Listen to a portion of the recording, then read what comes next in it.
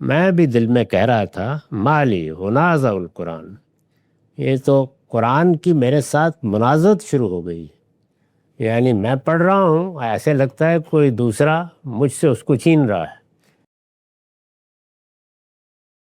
بسم اللہ الرحمن الرحیم۔ وعن ابی ہریرہ ان رسول اللہ صلی اللہ علیہ وسلم انصرف من صلاة جہر فیہا بالقراءة فقال هل قرأ معی احد منکم عنفا۔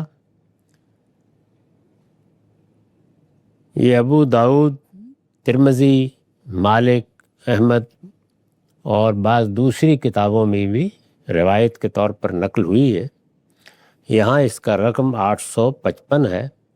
ابو ہریرہ بیان کرتے ہیں رضی اللہ عنہ کہ رسول اللہ صلی اللہ علیہ وسلم نماز سے فارغ ہوئے، انصرف من صلاۃ، اور نماز وہ تھی جس میں قرات جہری تھی، جیسے فجر کی نماز ہے یا مغرب کی نماز یا عشاء کی نماز، جس میں بلند آواز سے قرات کی جاتی ہے۔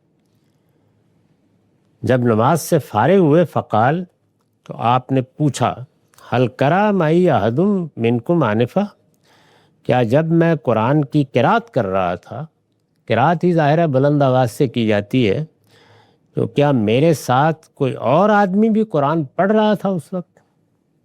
یعنی میں تو امام کی حیثیت سے قرات کر رہا تھا، مقتدیوں میں بھی کوئی ایسا تھا کہ جو قرآن پڑھ رہا تھا۔ فقال رجل نعم یا رسول اللہ، ایک شخص نے کہا کہ میں آپ کے پیچھے پیچھے دہرا رہا تھا جیسے آپ پڑھ رہے تھے۔ قال، رسول اللہ نے فرمایا انی اقول، میں بھی دل میں کہہ رہا تھا مالی ونازع القرآن، یہ تو قرآن کی میرے ساتھ منازعت شروع ہو گئی، یعنی میں پڑھ رہا ہوں ایسے لگتا ہے کوئی دوسرا مجھ سے اس کو چھین رہا ہے۔ یہ جو منازعت کی صورت پیدا ہو جاتی ہے، بعض اوقات میں بات کر رہا ہوں دوسرے نے بھی بات کرنی شروع کر دی، تو اللہ کی کتاب پڑھی جا رہی ہو، اس کا ادب ہم کو قرآن میں بھی یہ سکھایا گیا ہے، اور عقل بھی یہی کہتی ہے کہ خاموشی کے ساتھ اور وقار کے ساتھ اس کو سننا چاہیے۔ اس میں اگر دو لوگ ایک ہی وقت میں پڑھنا شروع کر دیں تو نہ اس کی قرات سنی جائے گی نہ اس کی قرات سنی جائے گی، اور خود دونوں کے لیے بھی وہ قابل فہم نہیں رہے گی۔ تو یہ قرآن مجید کے ادب کے بھی خلاف ہے۔ رسالت مآب صلی اللہ علیہ وسلم نے اس پر یہ تبصرہ کیا کہ مجھے خود قرات میں دقت ہو رہی تھی، پیچھے سے آواز آ رہی تھی۔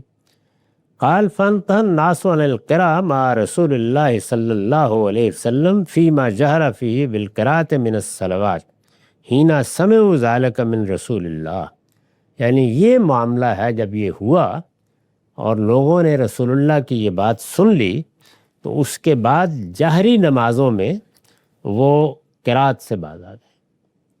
تو اس سے یہ معلوم ہوتا ہے کہ شروع میں جب یہ تلقین کی گئی ہوگی کہ نماز کے یہ دو لازمی اذکار ہیں، میں عرض کر چکا ہوں کہ نماز میں ہم اللہ اکبر کہتے ہیں، خفض و رفع کے موقعوں پر سمع اللہ لمن حمدہ کہتے ہیں، ربنا ولک الحمد کہتے ہیں، السلام علیکم ورحمۃ اللہ کہہ کے نماز ختم کرتے ہیں۔ ان اذکار کے علاوہ جو ذکر لازم کیا گیا ہے یا نماز کے لیے مقرر کیا گیا ہے وہ قرآن مجید کا پڑھنا ہے، یعنی اس میں سورہ فاتحہ پڑھی جاتی ہے اور اس کے ساتھ قرآن کا کوئی حصہ ملایا جاتا ہے۔ اس کے سوا کوئی چیز نماز میں پڑھنی مقرر نہیں کی گئی، لوگوں پر چھوڑ دیا گیا ہے، وہ جو چیز چاہیں رکوع میں پڑھیں، جو چیز چاہیں سجدے میں پڑھیں، دعا کریں، اللہ سے فضل مانگیں، اور کوئی اپنی حاجت پیش کرنا چاہتے ہیں اللہ پروردگار عالم کی بارگاہ میں پیش کریں، اس میں کوئی پابندی نہیں لگائی گئی۔ یہ دو ہی چیزیں ہیں، تو ان کو جب آپ سنتے ہیں تو ان کے ساتھ وہ الفاظ نہیں بولنے چاہیے۔ ویسے تو اللہ اکبر بھی پیچھے کہا جاتا ہے، ظاہر ہے کہ جب یہ بتایا گیا ہوگا تو پہلے لوگوں نے یہی خیال کیا ہوگا کہ یہ دونوں چونکہ وہ اذکار ہیں جو مقرر کر دیے گئے ہیں، تو رسول اللہ صلی اللہ علیہ وسلم جب پڑھ رہے ہیں تو ہمیں بھی پیچھے پڑھنا چاہیے۔ جیسے امام جب اللہ اکبر کہتا ہے تو ہم بھی بعد میں اللہ اکبر کہہ کے رکوع میں چلے جاتے ہیں یا اٹھتے ہیں۔ تو صاف معلوم ہوتا ہے کہ اس سے قیاس کیا لوگوں نے، لیکن پھر یہ واقعہ پیش آ گیا اور رسول اللہ صلی اللہ علیہ وسلم نے لوگوں کو روک دیا اور یہ بتایا کہ یہ بالکل معقول صورتحال تھی، اس کو خود سمجھ لینا چاہیے تھا کہ جب بلند آواز سے قرات کی جا رہی ہو تو پھر خاموشی کے ساتھ سننا چاہیے، البتہ جب امام بلند آواز سے قرات نہیں کر رہا تو آپ پڑھنا چاہتے ہیں تو پڑھ لیں۔ میرے نزدیک یہی وہ بات ہے جو اب بھی ہمیں اختیار کرنی چاہیے۔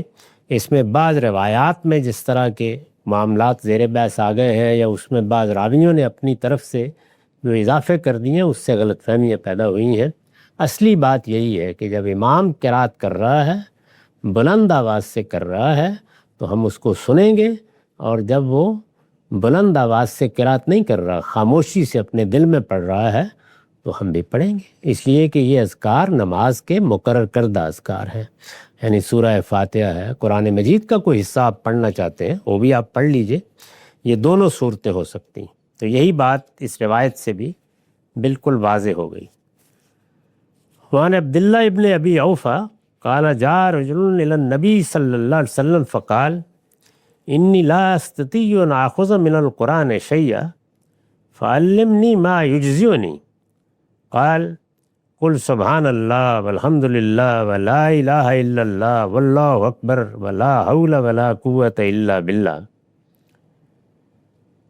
یہ بھی ابو داؤد کی روایت ہے، بعض دوسری کتابوں میں بھی آئی ہے، یہاں اس کا رقم 858 ہے۔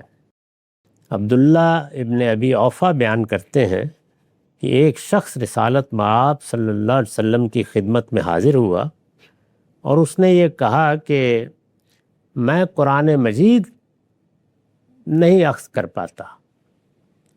قرآن مجید نازل ہو رہا تھا، بہت سا حصہ نازل ہو چکا تھا، صحابہ اس کو سیکھتے تھے، یاد کرتے تھے، نمازوں میں قرآن مجید پڑھا جا رہا تھا، لیکن اس سے پہلے بھی یہ بات زیر بحث آ چکی ہے بعض روایات میں کہ ایسے لوگ ہمارے ہاں بھی ہوتے ہیں جن کو قرآن مجید یاد کرنے میں دقت ہوتی ہے۔ بچپن میں تو پھر آسانی سے ہو جاتا ہے، لیکن اگر بڑی عمر ہو تو بعض اوقات بڑی مشکل پیش آتی ہے۔ یہ بھی اسی طرح کے کوئی صاحب ہیں، تو انہوں نے یہ کہا کہ انی لا استطیع ان آخذ من القرآن شیئا، یعنی میرے لیے تو قرآن مجید کی کوئی چیز بھی اخذ کرنا ممکن نہیں ہے، میں نے کوشش کر کے دیکھ لی، مجھے اس میں کامیابی نہیں ہوئی۔ فعلمنی ما یجزئنی، رسالت مآب صلی اللہ علیہ وسلم کی خدمت میں انہوں نے عرض کیا کہ کوئی مجھے ایسی چیز سکھا دیجئے، کوئی مختصر سی چیز جو اس کی جگہ میں پڑھ لیا کروں۔ قال، رسالت مآب نے فرمایا ایسے کہہ لیا کرو سبحان اللہ، الحمد للہ، لا الہ الا اللہ، اللہ اکبر، لا حول ولا قوت الا باللہ۔ یعنی یہ جو پاکیزہ کلمات ہیں جب تک قرآن یاد نہیں ہوتا۔ اس میں بعض اوقات یہ واقعہ ہے کہ لوگوں کو بہت دیر لگ جاتی ہے۔ میں نے شاید یہ قصہ پہلے بھی سنایا ہے کہ خود میرے اپنے اعزاء میں ایک بزرگ تھے، پہلے تو ان کو دین کی طرف، نماز کی طرف کوئی خاص رغبت نہیں تھے، لیکن اللہ نے توفیق دی، بڑی تبدیلی آ گئی، اب انہیں بڑا شوق تھا کہ وہ قرآن سیکھیں۔ تو میں نے ان سے کہا کہ آپ ہمت کیجئے، کوئی فرق نہیں پڑتا اس سے، آپ آ جایا کریں، میں آپ کو سکھا دوں گا۔ تو اب وہ آنا شروع، میرا خیال تھا کہ سورہ فاتحہ کی کیا 7 آیتیں ہیں، تو یہ تو 2-4 دن میں سیکھ لیں گے۔ آپ باور کریں، یعنی کئی مہینے میں بھی یہ ممکن نہیں ہو، کئی مہینے لگ گئے، بھول جاتے تھے، یعنی ایک آیت پڑھتے تھے پھر اس کو آگے پیچھے کر دیتے تھے۔ تو اس معاملے میں لوگوں کے لیے رعایت کا اصول پیش نظر رہنا چاہیے۔ یہی رسالت مآب نے یہاں کیا کہ جب تک تمہیں یاد نہیں ہوتی سورہ فاتحہ یا قرآن مجید کی کوئی چھوٹی سورہ جو تم پڑھ سکو، تو یہ پاکیزہ کلمات ہیں۔ نماز بہر اللہ کی حمد ہے، اللہ کی تسبیح ہے، تو یہ پاکیزہ کلمات ہیں، یہ کم سے کم یاد کر لو، ان میں سے کوئی کلمہ پڑھتے رہا کرو، سبحان اللہ پڑھتے رہا کرو، الحمدللہ پڑھتے رہا کرو۔ ظاہر ہے یہ چھوٹے چھوٹے کلمات ہیں، تو یہ اگر تمہاری زبان پر چڑھ جاتے ہیں تو ان کو اپنا ورد بنا لو۔ قال یا رسول اللہ ھذا للہ، کیا بات ہے؟ اس نے کہا یہ جو ساری باتیں آپ نے مجھے بتائی ہیں یہ سب اللہ کے لیے ہو گئی نا، سبحان بھی وہی، الحمد بھی اسی کی، لا الہ الا اللہ بھی اسی کی مدح، اسی کی تحلیل، تو میرے لیے کیا ہے؟ فماذا لی، یعنی نماز تو میں پڑھنے کے لیے کھڑا ہوا ہوں نا، اللہ کی بارگاہ میں مجھے بھی تو کچھ کہنا ہے۔ تو آپ نے فرمایا قل اللہم ارحمنی وعافنی وہدنی ورزقنی، تم اپنے لیے یہ دعا کر لیا کرو کہ پروردگار مجھ پر رحم فرما، مجھے عافیت عطا فرما، مجھے ہدایت سے بہرا یاب کر، میرے اوپر اپنی عنایتیں فرما۔ فقال ہاکذا بیدہ وقبضہما، اس نے گویا لینے کے لیے جیسے ہاتھ بند کیے جاتے ہیں نا دعا پر، تو آپ نے فرمایا کہ اس نے سارا خیر اپنے لیے سمیٹ لیا۔ فقال رسول اللہ صلی اللہ علیہ وسلم اما ھذا فقد ملا یدیہ من الخیر، تو یہ گویا آپ نے بشارت بھی اس کو دی کہ اس کے اندر پانے کا جذبہ بھی ہے، کہنے کا بھی، اور بہرحال جو اس کی معذوری تو اس نے بیان کر دی۔ تو اس سے ہمارے لیے بھی یہ سبق ہے کہ کسی کو آپ دین سکھا رہے ہیں تو اس کے ساتھ ایسا ہی ملائمت کا، ایسا ہی محبت کا، ایسا ہی رعایت کا رویہ رکھنا چاہیے۔ وآخر دعوانا الحمدللہ رب العالمین۔